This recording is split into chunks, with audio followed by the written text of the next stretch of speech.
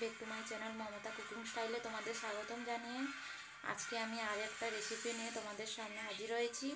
তো জানা উপকরণ দিয়েই অজানা এক ধরনের রেসিপি আমি তোমাদের সঙ্গে আজকে শেয়ার করব। তো তোমরা দেখতে থাকো, সঙ্গে থাকো, প্লিজ চ্যানেলটি সাবস্ক্রাইব করো। তো চলো তোমাদের আমি দেখাই।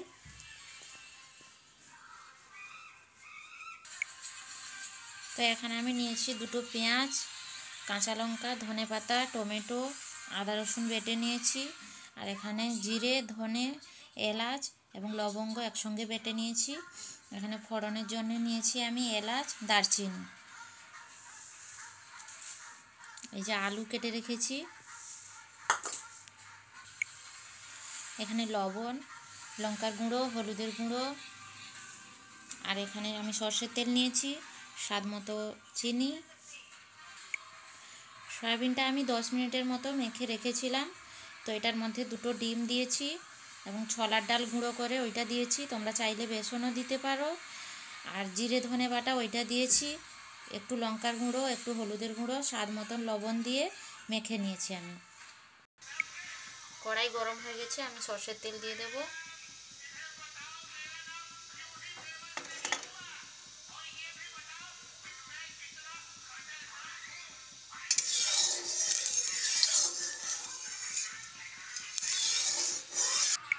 তেল গরম হয়ে গেছে, এবার সয়াবিনগুলো আমি আস্তে আস্তে ভেজে নেব।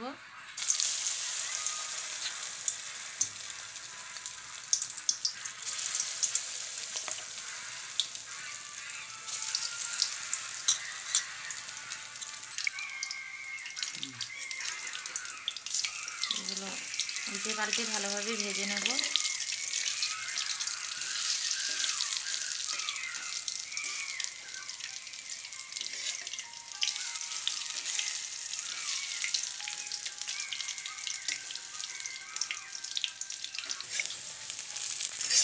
ভাজা হয়ে গেছে, আমি তুলে নেব।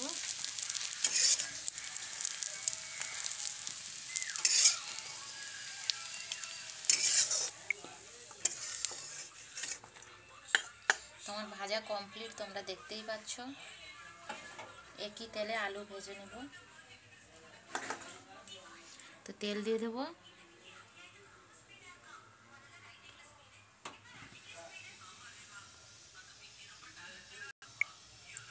তো আলুটা দিয়ে দেবো।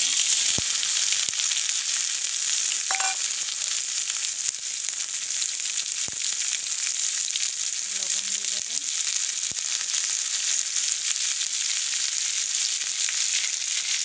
অল্প হলুদ দিয়ে দেবো।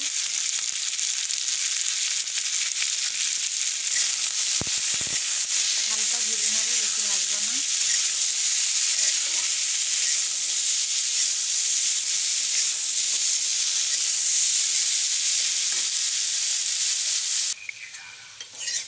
তো আলুগুলো এইভাবে আমি ভেজে নিয়েছি, তুলে নেব।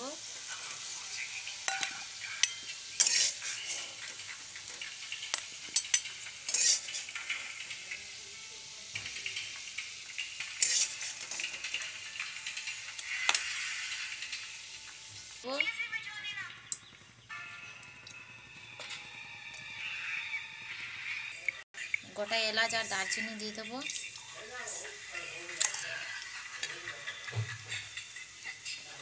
পেঁয়াজ দিয়ে দেবো। আমার বাবুকে দেখতেই পাচ্ছ, তরকারি করার আগেই যে পকোড়িগুলো ভেজেছি ওইগুলো খাচ্ছে ও। ওকে এতটাই ভালো লাগছে। পেঁয়াজগুলো বাদামি বাদামি করে ভেজে নেব আমি।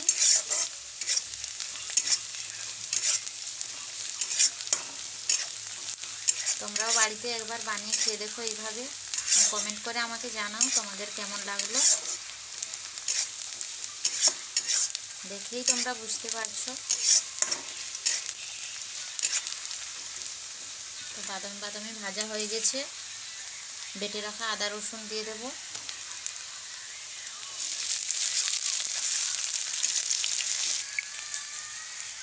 তো বেটে রাখা জিরে ধনে একসঙ্গে বেটে রেখেছিলাম, এলাচ লবঙ্গ এটা দিয়ে দিলাম।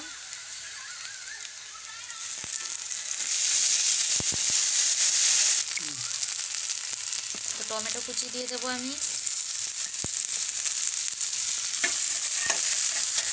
টমেটোর উপরেই লবণটা দিয়ে দিব, তাড়াতাড়ি টমেটোটা গলে যাবে। তো লঙ্কার গুঁড়ো দিয়ে দেবো,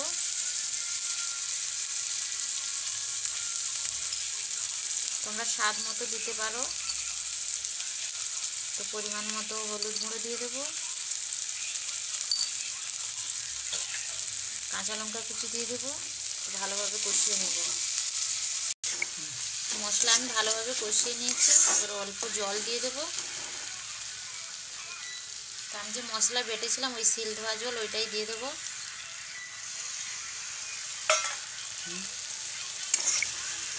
তো মশলা আমি ভালোভাবে কষিয়ে নিলাম, দেখতেই পাচ্ছ তোমরা। ভেজে রাখা আলু ওইটা দিয়ে দেবো।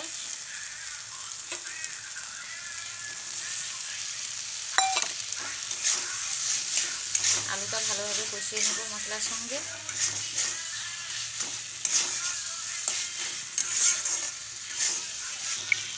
ভালোভাবে কষিয়ে নিয়েছি আমি আলুটা, এবার পরিমাণ মতো জল দিয়ে দেব।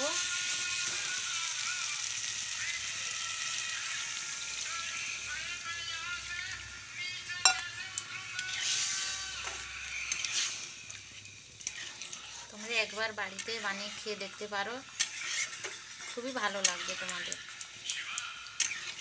একবার বানিয়ে খেলেই বারবার খেতে ইচ্ছে করবে তোমাদের। তোমরা দেখেই বুঝতে পারছো তরকারির কালারটা কত সুন্দর হয়েছে।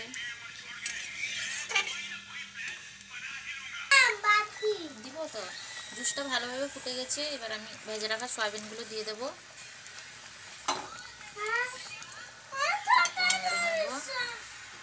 দেবো তো বাবা, তোর জন্য আমি রেখেছি।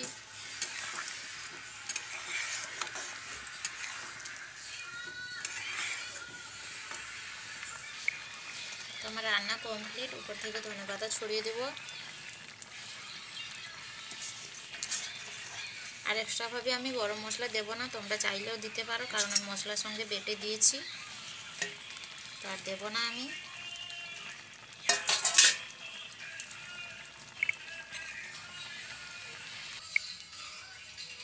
তোমরা তরকারিটা দেখেই বুঝতে পারছো, তরকারির কালারটা দেখতেই পাচ্ছ তোমরা কত সুন্দর হয়েছে। তো তোমরাও প্লিজ এইভাবে একবার বাড়িতে বানিয়ে খেয়ে দেখতে পারো কেমন লাগলো, এবং কমেন্ট করে আমাকে প্লিজ জানাবে তোমরা। আর আজকের ভিডিও আমি এখানেই শেষ করছি, পরের ভিডিওয় দেখা হবে। তোমরা ভালো থেকো, সুস্থ থাকো, এটাই আমি চাই।